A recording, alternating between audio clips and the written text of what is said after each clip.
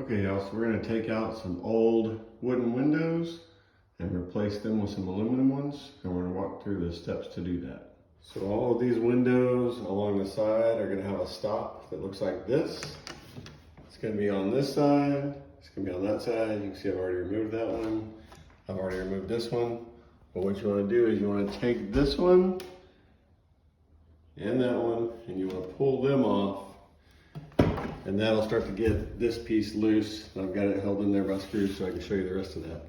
So we can take that out. To remove this top section, we're gonna take these stops out right here, all the way up and around, and we'll pull it out. These ones around the top, they're harder to get to, so I use a chisel. Put it in there and pop it out like that, and then just use like a small Wonder Bar, and then pull these sides out all the same way. Once you get all of those out around there, usually these windows are a little bit painted shut, but you can pull them. This one's also, just like the bottom one was, secured with some wire right here. Cut it loose. And just check for anything remaining, any pieces like this, any nails that you want to take out before you put your other ones in. So now I'm just going to prep the new windows to go in. We're going to drill 2 holes down here in the bottom, 2 holes in the top. We're going to countersink those so that the screws go in nice and neat, and then we'll check it, make sure it's level and everything. We'll show that. And that's kind of what it looks like after. That's what it looked like before. So now we're going to take this new window, put it in the old hole, hope it fits. They're custom, so they're pretty tight, left and right, up and down. Most of the adjustment is plumb in and out on these.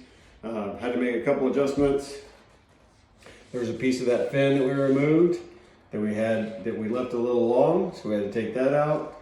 And there was also a piece on the window we had to remove as well. So we'll see if we can get this one in.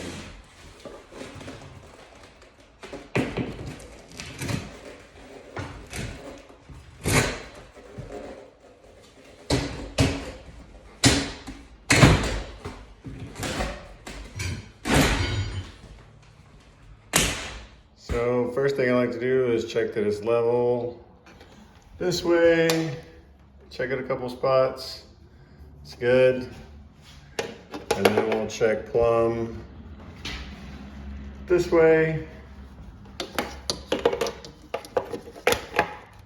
make sure we're good, and we'll also do it this way. This is where most of the adjustment comes in these particular windows, because like I mentioned, they're custom fit, so this is most of the way that we've got to adjust.